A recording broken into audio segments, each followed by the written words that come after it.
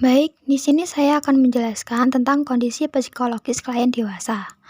Psikologi adalah ilmu pengetahuan yang mempelajari tingkah laku terbuka dan tertutup pada manusia, baik selaku individu maupun kelompok dalam hubungannya dengan lingkungan. Istilah dewasa merupakan organisme yang telah matang, tetapi lazimnya merujuk pada manusia. Masa dewasa biasanya dimulai pada usia 18 tahun hingga kisaran usia 40 tahun dan biasanya ditandai dengan selesainya pertumbuhan pubertas dan organ kelamin anak yang telah berkembang dan mampu berproduksi. Dalam masa kedewasaan dengan berakhirnya masa adolescensi, orang muda pada masa kedewasaan, bahwa ciri utama dari adolescensi ialah yang pertama yaitu mampu mengaitkan realitas dunia luar yang objektif dengan akunnya, kehidupan jiwanya sendiri, mampu mengendalikan dorongan-dorongan dari dalam untuk diarahkan pada tujuan yang berarti. Adapun faktor-faktor yang mempengaruhi perkembangan manusia dewasa menurut Elizabeth B. Hurlock.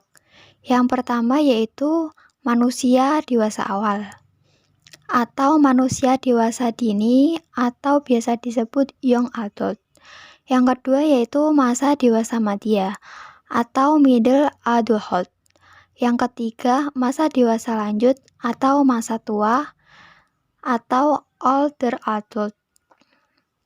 Kemudian ciri-ciri manusia dewasa, yaitu yang pertama masa pengaturan, kemudian masa usia produktif, masa yang sulit dan bermasalah, kondisi emosionalnya tidak terkendali, masa keterasingan sosial, masa komitmen, masa ketergantungan, masa perubahan nilai, masa penyesuaian diri dengan kehidupan baru, dan yang terakhir masa kreatif. Adapun permasalahan yang dihadapi klien dewasa. Yang pertama yaitu stres akibat fisik yang tidak sehat. Kemudian depresi karena kehidupan seksual, tidak percaya diri karena permasalahan pekerjaan, dan yang terakhir cemas karena masalah ekonomi. Kemudian ada kondisi psikologis klien manula. Manusia lanjut usia dapat disingkat menjadi manula, merupakan masa perkembangan terakhir dalam hidup manusia. Dikatakan sebagai perkembangan terakhir karena ada sebagian anggapan bahwa perkembangan manusia berakhir setelah manusia menjadi dewasa. Kemudian ada beberapa klasifikasi manula menurut Burnside dalam Nugroho tahun 2012, yaitu yang pertama ada young old, yaitu kisaran antara usia 60 sampai 69 tahun.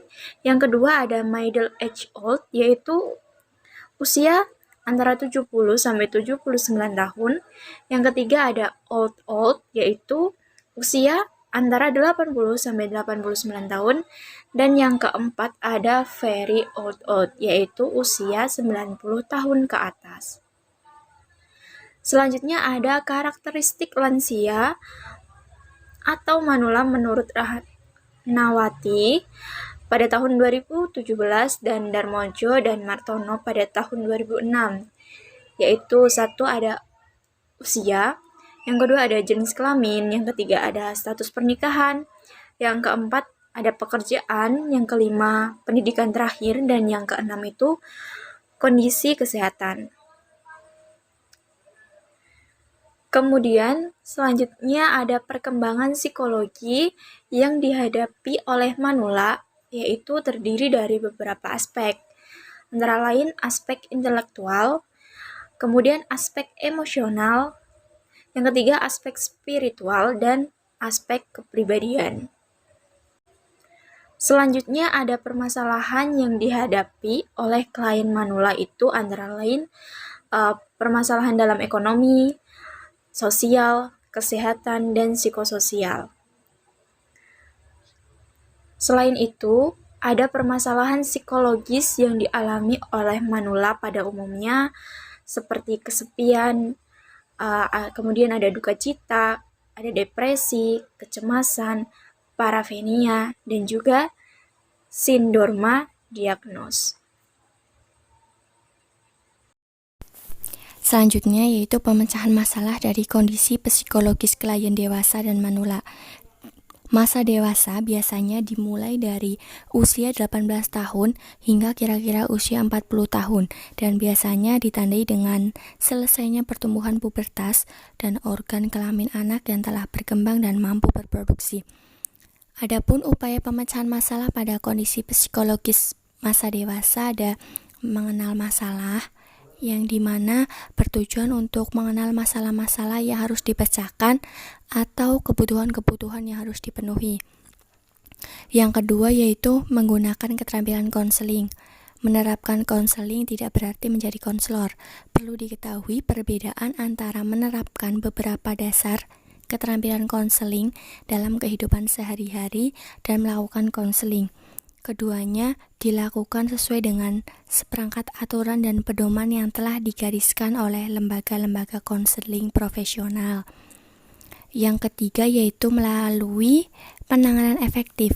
Istilah efektif dalam penanganan bukan berarti semata-mata untuk efektivitas pencapaian tujuan, yakni berupa hasil-hasil yang diperoleh pada masa dewasa ini. Selanjutnya, upaya penanganan kondisi psikologi manula, yaitu terdiri dari beberapa dimensi, ada 4 dimensi. Yang pertama yaitu ada dimensi fisik. Dimensi fisik meliputi pemeliharaan tubuh kita secara efektif. Dimensi fisik memiliki nutrisi yang harus dipenuhi antara lain dengan air, protein, vitamin, lemak, karbohidrat, serta mineral. Yang kedua yaitu ada dimensi mental, seperti pengetahuan, informasi, dan latihan berpikir, belajar, bertukar pikiran, dan menganalisa. Yang ketiga yaitu ada dimensi sosial, yaitu meliputi kasih sayang, perhatian, rasa percaya, ketulusan, dan lain-lain.